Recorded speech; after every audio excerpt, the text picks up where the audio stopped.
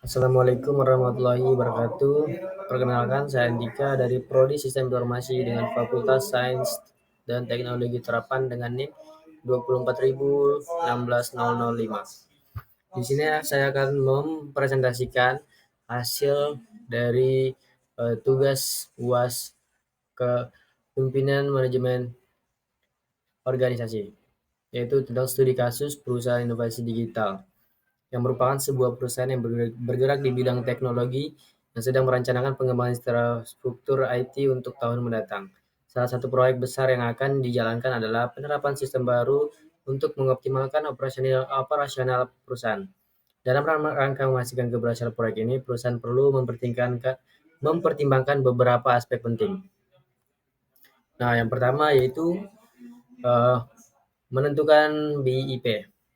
Untuk data yang sudah ada, yaitu investasi awal dengan 750 juta rupiah, biaya tetap tahunan 300 juta rupiah, biaya variabel per unit 500 ribu, dengan harga jual per unit 1,5 juta.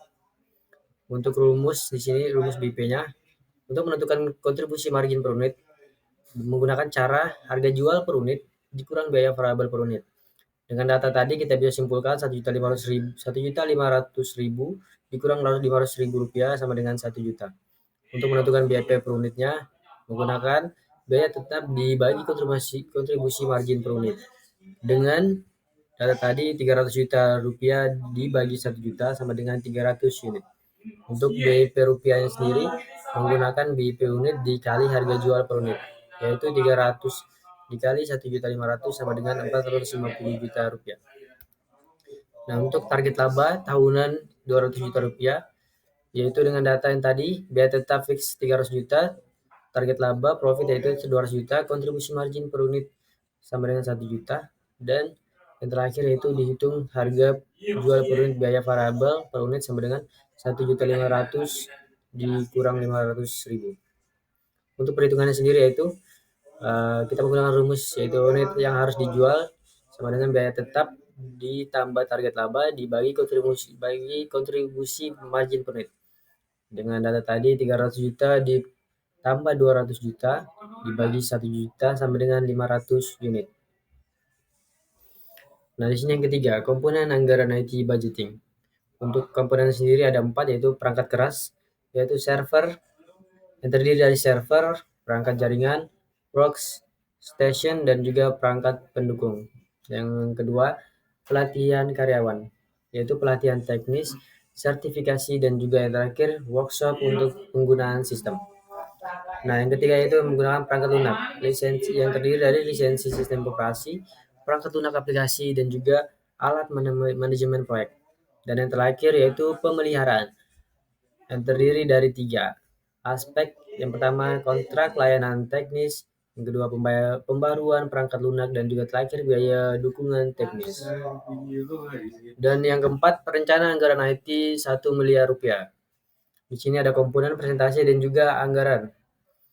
Untuk komponen pertama yaitu perangkat keras dengan presentasi 40% dengan anggaran 400 juta rupiah, dan perangkat lunak 25% 250 juta rupiah, pelatihan karyawan dengan 20% 200 juta rupiah, dan pemeliharaan 15% 150 juta dengan total 1 miliar rupiah. Nah, yang kelima, proses IT procurement. Langkah-langkah yang dibutuhkan yaitu pertama, identifikasi kebutuhan terlebih dahulu, yaitu menentukan spesifikasi teknis dan kebutuhan bisnis. Yang kedua, penelitian vendor, mengumpulkan daftar vendor potensial. Yang ketiga, RFP, mengajukan permintaan proposal kepada vendor. Evaluasi proposal, menilai berdasarkan kriteria biaya, waktu pengiriman, dan dukungan. Dan yang kelima, negosiasi seleksi, melakukan negosiasi kontrak dengan vendor terbaik. Dan yang terakhir yaitu implementasi dan pemantauan, memastikan vendor memenuhi kontrak yang disepakati. Nah, yang keenam, kriteria pemilihan vendor. Ada lima aspek yang dapat dilakukan untuk memilih vendor. Yang pertama yaitu kesesuaian teknis, produk atau layanan yang dibutuhi memenuhi kebutuhan sistem. Dan yang kedua, reputasi dan keandalan. yaitu dengan melihat pengalaman dan juga ulasan positif dari pelanggan sebelumnya. Dan yang ketiga, biaya dan efisiensi. Harga yang kompetitif dengan layanan dengan meningkatkan layanan berkualitas. Dan yang keempat, layanan pernah jual, dukungan teknis dan juga pemeliharaan. Dan yang terakhir, kesesuaian jadwal, kemampuan menyelesaikan proyek sesuai dengan timeline yang telah ditentukan. Nah, di sini yang ketujuh ada flowchart IT Change Management. Nah, di sini saya yang pertama yaitu untuk menentukan langkah-langkah IT Change Management, yaitu yang pertama mengajukan permintaan perubahan, yang kedua analisis dampak, ketiga persetujuan perubahan dengan dilanjuti perencanaan implementasi dengan pelaksanaan perubahan, dan yang terakhir yaitu evaluasi dan juga umpan balik. Nah, yang kedelapan yaitu racinya. Untuk proses ini ada beberapa. Yang pertama itu penentuan BP dengan manajer IT sebagai A, yaitu penanggung jawab utama, dan tim teknis sebagai pelaksana tugas dan vendor tidak ada, dan karyawan sebagai pihak yang diberi informasi. Untuk yang kedua, penyusunan IT budgeting, manajer IT sebagai penanggung jawab utama dan tim teknis sebagai pelaksana tugas, vendor sebagai pihak yang dimintai pendapat, dan juga karyawan sebagai yang diberi informasi.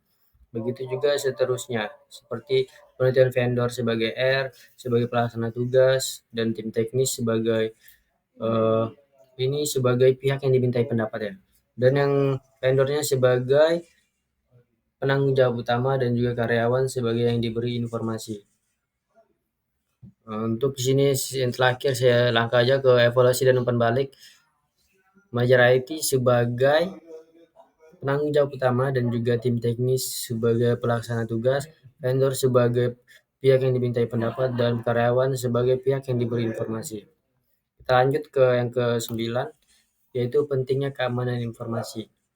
Ada 4 aspek dari pentingnya keamanan ini. Yang pertama yaitu menjaga integritas dan juga kerahasiaan data, mengurangi risiko kerugian finansial, meningkatkan kepercayaan pelanggan, dan juga memastikan keberlanjutan operasional.